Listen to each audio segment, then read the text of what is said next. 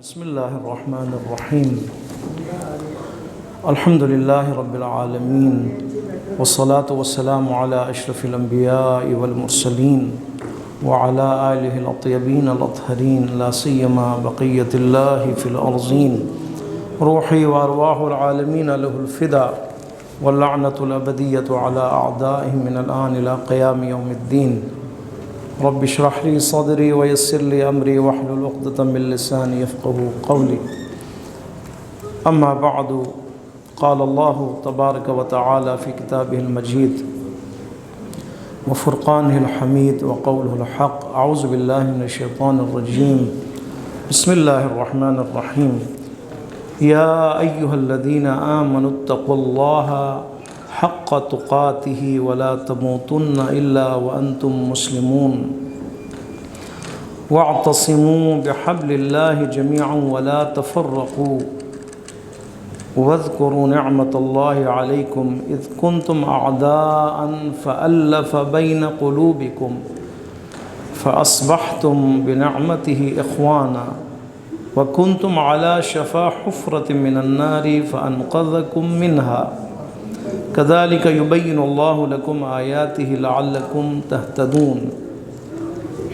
اے وہ لوگ جو ایمان لے کے آئے، اللہ سے ڈرو، اللہ کا خوف رکھو، دل میں تقوی اختیار کرو جس طرح تقوی اختیار کرنے کا حق ہے، حق تقوی اختیار کرو، اور مت مرو مگر مسلمان کی موت.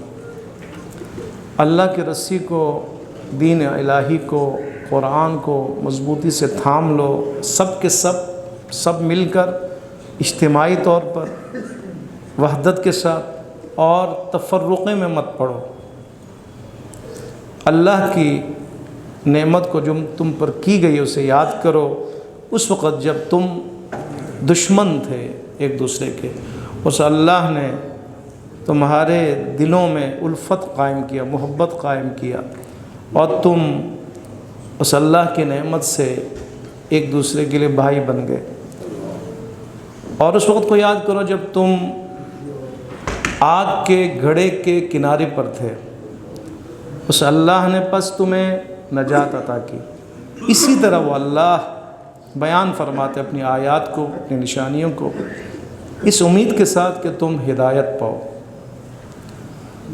خوب آج کی جو دو آیتیں ہیں، 102 نمبر اور 103 نمبر سورہ آل عمران، یہ بھی اوس و خزرج کے بارے میں، دو قبیلے مدینہ میں آباد کہ جو یمن سے آئے اور یثرب میں آباد ہوئے، مشرکین میں سے تھے، لڑتے تھے، ان کی آپس میں دشمنی تھی، اور یہ دشمنی کی آگ کبھی بھڑکتی تھی اور جنگ کا آغاز ہو جاتا تھا.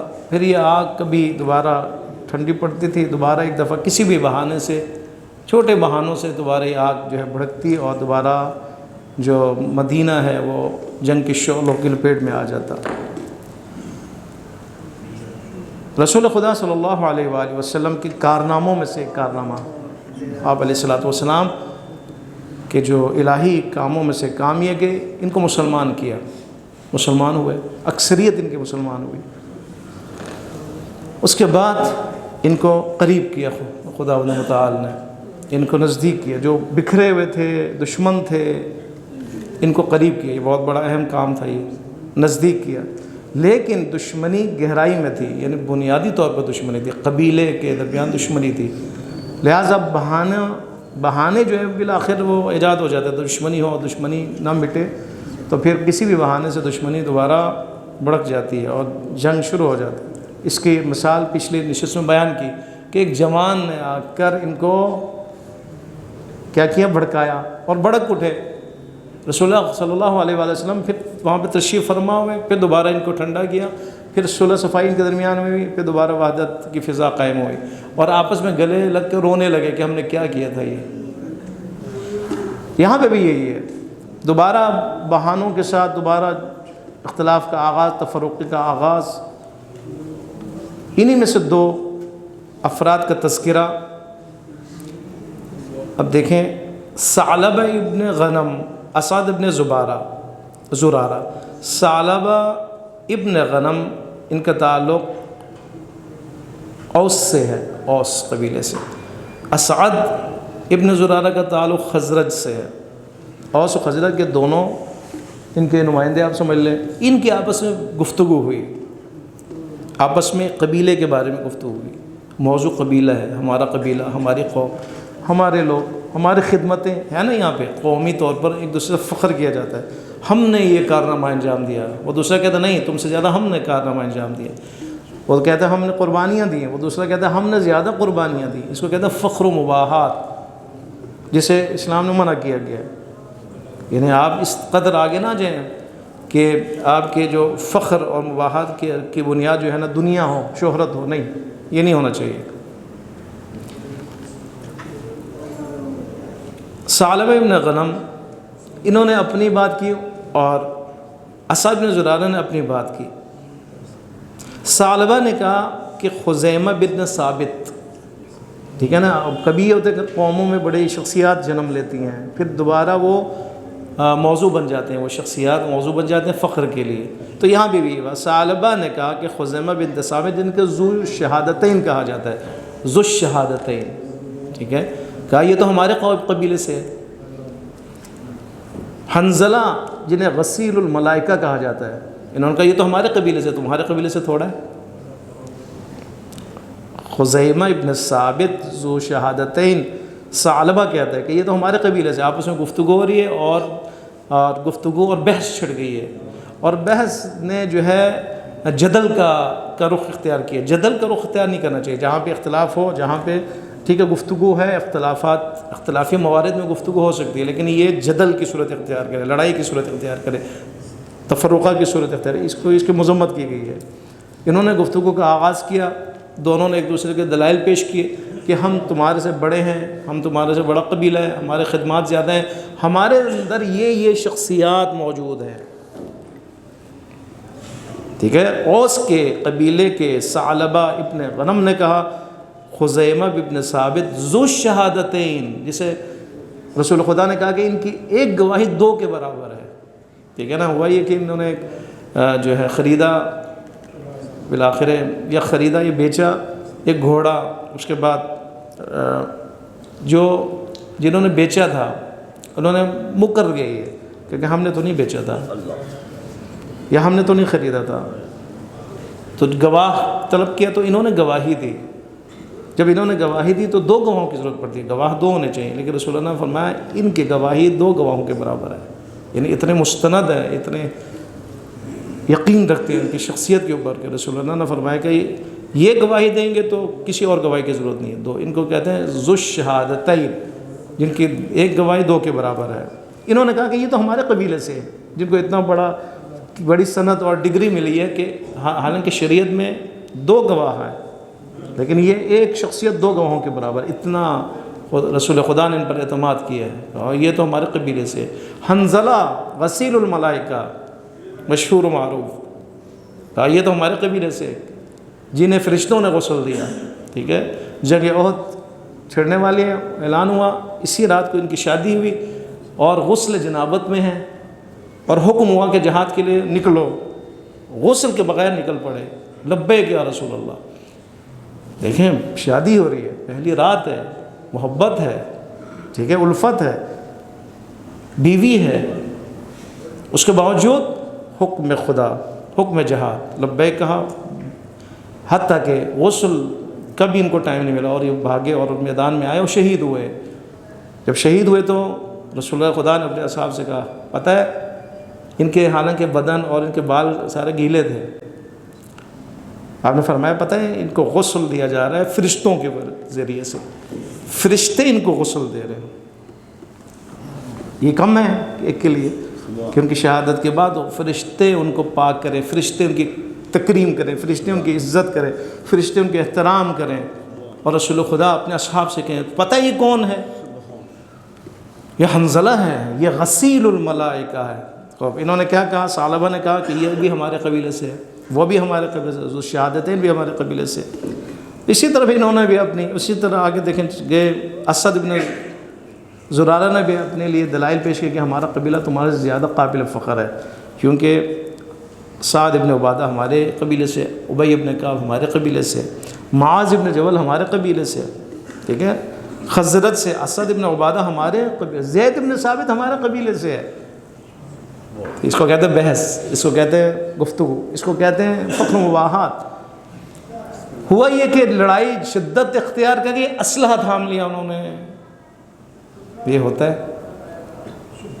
رسول خدا نے دوبارہ، آپ تشریف لائے، آپ نے پھر دوبارہ صلح صفائی سے اس مسئلے کو رفع دفع کیا، لیکن آیتیں نازل ہوئی دو، یہاں پہ آیتیں نازل ہوئی، یا ایھا الذین آمنوا، اے ایمان والو، اتقوا اللہ۔ نسخہ جو تمہیں دیا جا رہا ہے وہ کیا ہے؟ تقویٰ کا نسخہ ہے۔ تقویٰ، یہ اختلافات کیوں جنم لیتے ہیں؟ یہ تفرقہ اور شدت اس میں کیوں آ جاتی ہے؟ تقویٰ نہیں ہے، نسخہ ہے۔ ہر کام کے لیے سکون چاہیے، تقویٰ ہے۔ نجات چاہیے دنیا اور آخرت میں، تقویٰ ہے۔ لباس التقویٰ، لباس التقویٰ ذالک الخیر، لباس تقویٰ پہنو، زرہ پہنو، حفاظت کرو، الہی حفاظتی نظام میں آ جاؤ۔ معصیت کرتے وقت اللہ کو خوف دل میں رکھو، اللہ کی معصیت سے ڈرو، اللہ کے عذاب سے ڈرو۔ جو انسان ڈرتا ہے خداوند متعال کی اس مقام اور منزلت سے، یہ متقی انسان ہے اور حفاظت کرتا ہے اور گناہوں سے اپنے آپ کو بچا لیتا ہے، اس کو باتقوی انسان کہتے ہیں۔ یہ ہر جگہ پر ہمارے لیے ضروری ہے، قبر میں ضروری ہے، برزخ میں ضروری ہے، قیامت کے دن ضروری ہے، اس دنیا میں ضروری ہے، نامحرموں کو سامنے ضروری ہے، مارکیٹ میں اگر آپ تجارت کریں وہاں ضروری ہے، لین دین کے وقت ضروری ہے، تعلقات کے وقت ضروری ہے، رشتہ داروں کے ساتھ منسلک ہیں اس وقت ضروری ہے، کسی کو کچھ دے رہے ہیں مال، کسی سے لے رہے ہیں امانت ضروری ہے، ٹھیک ہے، جہاں پہ جھوٹ بولنے کا خدشہ وہاں پہ یہ ضروری ہے، جہاں پہ خیانت کا خدشہ وہاں پہ تقویٰ ضروری ہے، جہاں پہ سیاسی معاملات ہوں وہاں پہ بھی تقویٰ ضروری ہے۔ بے تقوائی کی وجہ سے یہ سارے مسائل جنم لیے جاتے ہیں۔ بے تقوائی ہے، ڈر اور خوف نہیں ہے، حساب و کتاب کی یاد نہیں ہے، تو انسان پہ چلا جاتا ہے کسی اور۔ فرمائے تقویٰ، یا ایھا الذین آمنوا اتقوا اللہ، تقویٰ اختیار کرو، اللہ سے ڈرو، اللہ کا تقویٰ اختیار کرو، اللہ کا خوف تمہارے دل میں ہونا چاہیے، حق تقاتہ، جس طرح حق تقویٰ ہے، صرف تقویٰ کی بات نہیں کی، حق تقویٰ، یعنی تقویٰ میں اتنی کوشش کرو کہ تم متقی بن جاؤ، اور تقویٰ کے مدارج طے کرو، جس طرح نہیں فرمایا یا ایھا الذین آمنوا آمنوا، قرآن کی قاعدہ ہے نا، اے ایمان والو ایمان اختیار کرو۔ ایمان جب ہے تو ایمان کیا ہے؟ یعنی اس کے مدارج ہیں، اس کے مراتب ہیں، ترقی ہوتی ہے ایمان کے اندر۔ تقویٰ کے بھی مدارج ہیں، تقویٰ کے بھی مراحل ہیں، اس میں حق کے تقویٰ اختیار کرنا ہے، اس میں کوشش بھرپور کرنی ہے، سستی نہیں کرنی اس میں۔ لہذا تقویٰ بنیاد ہے، اتحاد کے لیے تقویٰ بنیاد ہے، جیسے ہر کام کے لیے تقویٰ کی ضرورت ہے۔ اگر اتحاد اور وحدت قائم کرنا ہے آپ نے قوم میں تو وہاں پہ تقویٰ ضروری ہے۔ اسی لیے تقویٰ کو حکم دیا گیا، پہلے تقویٰ کا حکم دیا، اس کے بعد دوسرے میں وَاعْتَصِمُوا بِحَبْلِ اللَّهِ کا تذکرہ ہوا۔ اس لیے تقویٰ بنیاد ہے۔ تقویٰ اگر نہ ہو تو کیا ہوگا؟ ظاہری اتحاد ہے، اس وقت ظاہری اتحاد ہے، آپ سے نہ دنیاوی اعتبار سے اتحاد ہے، جس طرح آپ ہر جگہ پہ دیکھتے ہیں وحدت ہے، یورپ میں دیکھیں آپس میں متحد ہیں، ٹھیک ہے، مسیحی آپس میں متحد ہیں، باقی لوگ متحد ہیں، غیر ملکی ملحدین درحال کے آپس میں، نصیریت آپس میں متحد ہے۔ یہ تقویٰ تھوڑا ہے، اس کو اتحاد الہی نہیں کہتے، وحدت جو اللہ کے مد نظر ہے وہ نہیں کہتے۔ وحدت جو مسلمانوں اور مومنین میں ضروری ہے وہ کیا ہے؟ اس کی بنیاد تقویٰ ہے۔ اگر تقویٰ بنیاد ہو، جس تقویٰ کے پیچھے ایمان ہے، ٹھیک ہے، جس تقویٰ کے پیچھے اعتقاد ہے، خدا کے اوپر توکل ہے، خدا کے دین سے منسلک ہونا ہے، خدا کے طاقت کے اوپر، خدا کے قدرت کے اوپر، خدا کے علم کے اوپر انسان جو ہے وہ ایمان لے کے آتا ہے اور بھروسہ کرتا ہے اور اعتماد کرتا ہے، وہ تقویٰ بنیاد ہے وحدت کے لیے۔ وہ وحدت جو وحدت الہی ہے، اگر یہ اتحاد ہو جائے، جس طرح انبیاء کے اندر اتحاد ہے، ٹھیک ہے، 1,24,000 ممکن ہے ایک ہی معاشرے میں 70 80 100 نبی ساتھ ہوں، ایک ہی معاشرے میں زندہ ہے، لیکن کبھی دیکھا ہے آپ نے ان میں افتراق ہوتے ہوئے، اختلاف ہوتے ہوئے، لڑائی ہوتے ہوئے، جھگڑا کرتے ہوئے؟ دیکھا ہے نہیں۔ کیوں؟ اس لیے کہ بنیاد تقویٰ ہے، وہاں پہ غرض نہیں ہے، وہاں پہ مفاد نہیں ہے، وہاں پہ دنیا نہیں ہے، وہاں پہ کرسی نہیں ہے، وہاں پہ منصب کی بات نہیں ہے. صرف یہ دیکھنا ہے کہ اللہ کیا کہہ رہا ہے. لا الہ الا اللہ ہے اس کی بنیاد. ٹھیک ہے، تقویٰ کی بنیاد لا الہ الا اللہ ہے. تقویٰ کی زندگی کی بنیاد لا الہ الا اللہ، محمد رسول اللہ، علی ولی اللہ ہے.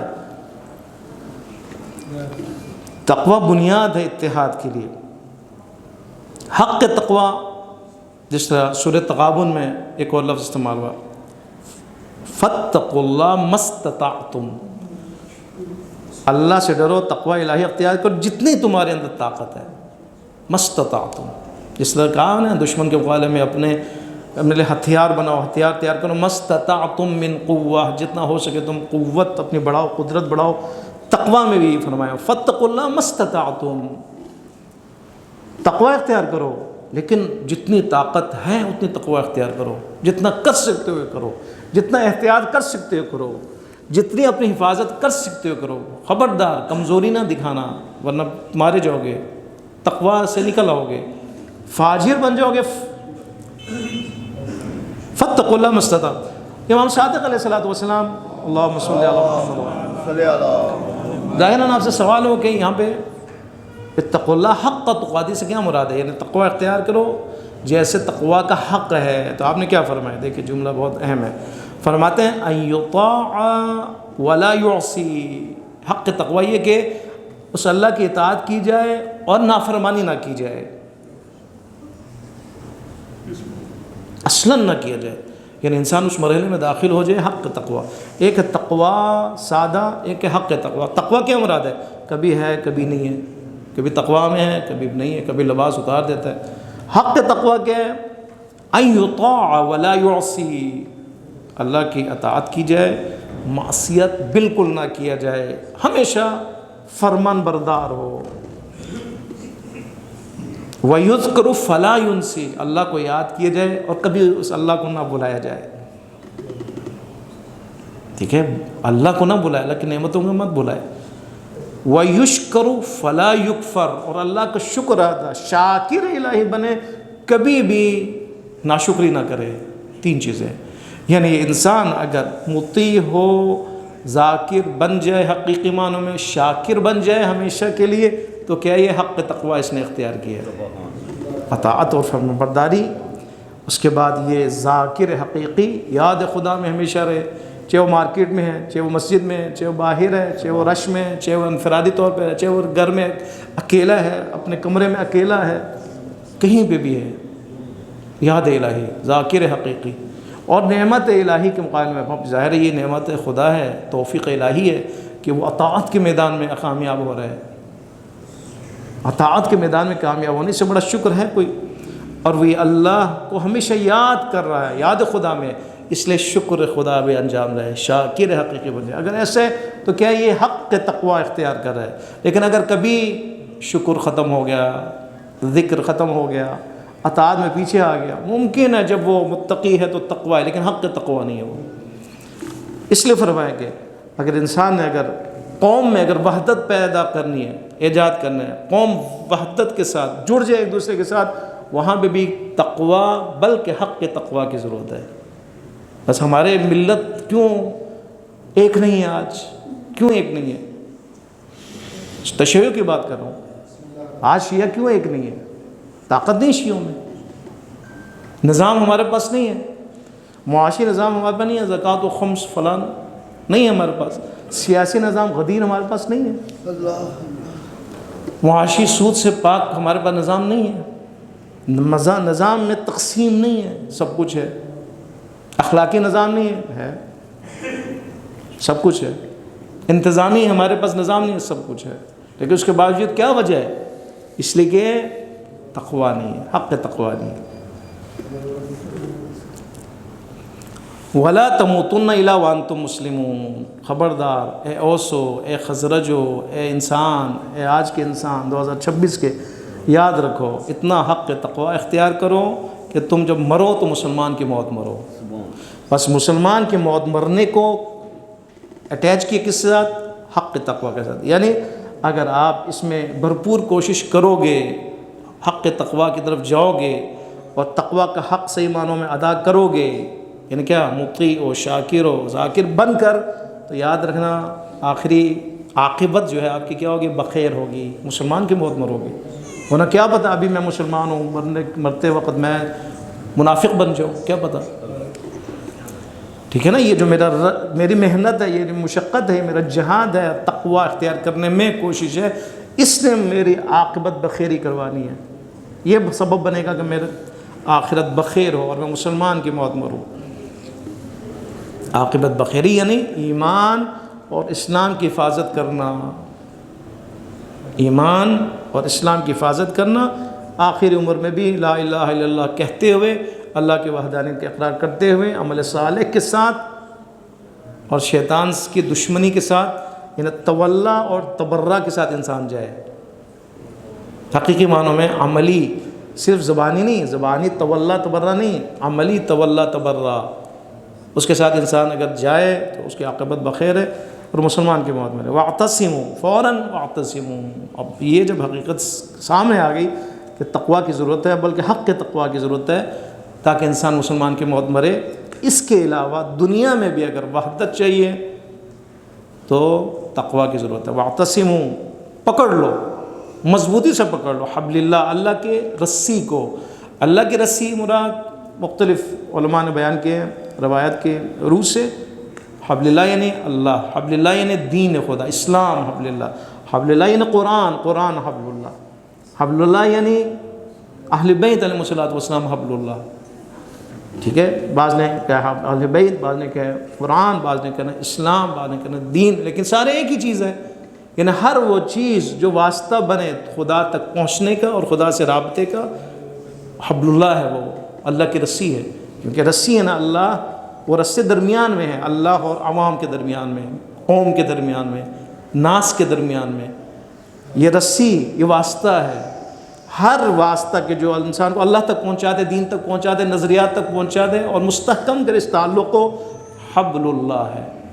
اس کو تھامنے کی ضرورت ہے مضبوطی کے ساتھ۔ واعتصموا بحبل اللہ، پس تم پکڑ لو اللہ کی رسی کو جمیعاً۔ یہ ہے دیکھیں اجتماعی حبل، اجتماعی وحدت اس کو کہتے ہیں، جمیعاً مل کر لا الہ الا اللہ کے پرچم تلے، نہ کہ کسی پارٹی کے تلے، نہ کسی دستور کے تلے، نہ کسی اشاروں پر، نہ مفاد دنیاوی مفاد کے لیے، نہ شہرت کے لیے، نہ اقتدار کے لیے، نہ اس لیے کہ میں اس کا مالک بن جاؤں، صدر و جنرل سیکرٹری بن جاؤں، نہیں، پرچم لا الہ الا اللہ، اس کے نیچے جمیعاً مل کر، کوئی پیچھے نہ رہے۔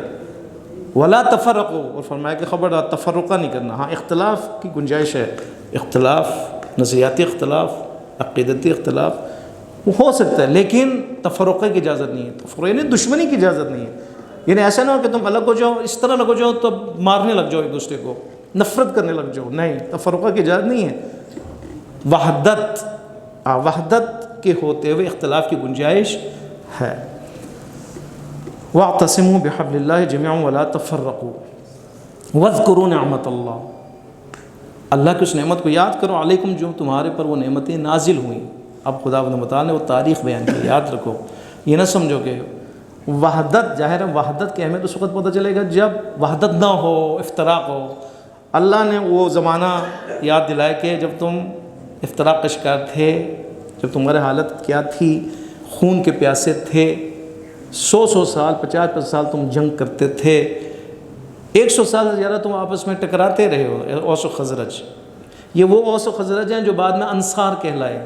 دیکھیں بڑی اہم نہیں، یعنی یہ وہ دشمن ہیں جو آپس میں اتنی دشمنی کرتے تھے، لیکن رسول خدا صلی اللہ علیہ وآلہ وسلم نے ان کو اتنا قریب کیا، الفت قائم کیا کہ انصار کہلائیں، اور اتنا انہوں نے قربانی دی کہ اپنے گھر بھی تقسیم کرنے کے لیے تیار ہوئے، اپنے برتن بھی تقسیم کرنے کے لیے تیار ہوئے، اپنی زمینیں میں تقسیم، مہاجرین کے لیے انہوں نے اپنا سب کچھ کھول دیا، اپنا ہاتھ کھول دیا، سخاوت کا اظہار کیا انہوں نے، استقبال کیا انہوں نے، اپنا سب کچھ دے دیا، تقسیم کیا۔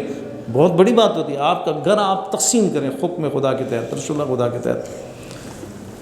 فرمایا وَاذْكُرُوا نِعْمَتَ اللَّهِ عَلَيْكُمْ، اس نعمت کو یاد کرو، اِذْ كُنْتُمْ أَعْدَاءً، جب تم دشمن تھے، فَأَلَّفَ، الفت قائم کی، کس نے؟ اللہ نے، بَيْنَ قُلُوبِكُمْ، تمہارے دلوں کو جوڑ دیا، تمہارے دلوں کو جوڑ دیا۔ دل جدا تھے، دلوں میں نفرت تھی نا، اب دلوں میں یہ الفت قائم کیا۔ فَأَصْبَحْتُمْ، پھر تم ہو گئے، بِنِعْمَتِهِ، اس نعمت کے ذریعے سے، اخوانہ بائی، نعمت کو 2 دفعہ ذکر کیا اسی ایک آیت میں۔ نعمت وحدت بہت بڑی نعمت ہے، وحدت کی نعمت طاقت ہے نا، وحدت نہ انتشار ہے، کمزوری جو ہے ہم احساس کر رہے ہیں پاکستان میں۔ یمن میں دیکھیں وحدت ہے، کیا کہاں سے کہاں پہنچ گئے وہ، پابر ہے، بحرنا، جن کے پاس مال وہ نہیں ہے، لیکن وحدت ہے، وحدت دشمن کے مقابلے میں وحدت ہے۔ پرچم پہ لکھا ہوا الموت لاسرائیل، الموت للیہود، الموت للسعود ہے، یہ نہیں، اس میں وحدت ہے ان کے لیے۔ ایک پیغام دیا جاتا ہے، ملینز جمع ہو جاتے ہیں۔ پاکستان میں آپ کی کچھ مثال ملتی ہے آپ کو؟ آپ مظاہروں کا اعلان کریں، 50 بھی وہاں پہ لوگ نہیں ہوتے، 100 بھی نہیں ہوتے، پھر بھی جو ہے نا غیرت نہیں ہے، پھر بھی وہ حمیت نہیں ہے، حالانکہ دیکھتے ہیں وہاں پہ کیا حالت ہے۔ فَأَصْبَحْتُمْ بِنِعْمَتِهِ إِخْوَانًا، پھر تم ہو گئے اس اللہ کی نعمت کے ذریعے سے اخوان، 2 نعمتیں۔ فَاذْكُرُوا نِعْمَتَ اللَّهِ، پھر دوبارہ آگے فَأَصْبَحْتُمْ بِنِعْمَتِهِ إِخْوَانًا، بھائی بھائی بننا کم ہے یہ۔ وَكُنْتُمْ، پھر فرمایا وَكُنْتُمْ عَلَى شَفَا حُفْرَةٍ، تم تھے، شفا کہتے ہیں کنارے کو، شفا کنارے، اسی کے شفا لب کو بھی کہتے ہیں، لپس کو، کیونکہ کنارہ ہے، یہ کنارے ملتے ہیں، پھر آپ جو ہے نا کچھ کھاتے ہیں، بولتے ہیں، ٹھیک ہے۔ شفا بھی جو کہا جاتا ہے یہ بھی اسی لیے کہ انسان جب نسخہ استعمال کرتا ہے ڈاکٹر کا، تو یہ کیا ہوتا ہے، صحت کے کنارے پہ آ جاتے ہیں، بارڈر پہ آ جاتے ہیں، صحت یاب ہونا شروع ہو جاتے ہیں۔ شفا نے کرایا، شفا حفرت، حفرہ کہتے ہیں گڑھے کو، ٹھیک ہے، گڑھے کے کنارے، گڑھے کے کنارے مٹی کا گڑھا نہیں ہے، آگ کا، من النار، آگ کے گڑھے کے کنارے پہ۔ آگ کیوں کہا؟ کنایا ہے، دشمنی اتنی شدید تھی، آگ کی طرح تھی، جھلسا دینے والی آگ تھی، یعنی جب بھڑکتے تو آگ کے شعلوں کی طرح یہ مچلتے تھے، پھر اس کے بعد یہ بھڑکتے تھے، اس کے بعد جنگ کا آغاز ہو جاتا تھا، پھر ایک دوسرے کو مارتے تھے، اور اتنا مارتے تھے کہ ہزاروں لوگ مر جاتے تھے دونوں طرف سے۔ نار،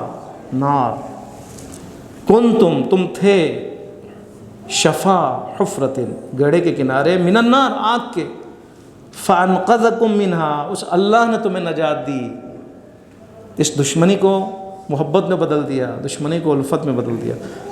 آخری بات، کذالک، اسی طرح اللہ یبین اللہ، بیان فرماتا ہے تمہارے لیے آیاتی، اپنی آیتوں کو، اپنی نشانیوں کو۔ یہ نشانی ہے نا، یہ رحمت خدا کی نشانیوں میں سے، کبھی قدرت کی نشانی آپ کو نظر آئے گی، کبھی حکمت کی نشانی نظر آئے گی، کبھی علم الہی کی نشانی نظر آئے گی آپ کو، کبھی خدا کی ہدایت کی نشانی قرآن کی صورت میں نظر آئے گی۔ ایک دفعہ یہ کہ کبھی اللہ کے رحمت کی نشانی، وہ کیا ہے؟ الفت و محبت، خدا اپنے رحمت خاصہ و معمہ کے ذریعے سے محبت قائم کرتا ہے اور دلوں کو ملا دیتا ہے۔ اس لیے فرمایا اسی طرح وہ اللہ بیان فرماتا ہے، تمہیں بیان فرماتا ہے تمہارے لیے اللہ کی آیتوں، اپنی آیت کو، اس امید کے ساتھ کہ تہتدون، تم ہدایت پا جاؤ۔ پس اللہ کے ذریعے سے وحدت بھی ہے، اور اسی اللہ کے ذریعے سے ہدایت بھی ہے۔ جب ہدایت ہے تو وحدت اس کے لیے جو ہے وہ ایک نتیجے کے طور پر جو وہ حتمی ہے۔ انشاءاللہ خداوند متعال کی بارگاہ میں دعا کرنے، پروردگار عالم ہم سب کو قرآن کے قریب ہونے کی توفیق عطا فرمائے۔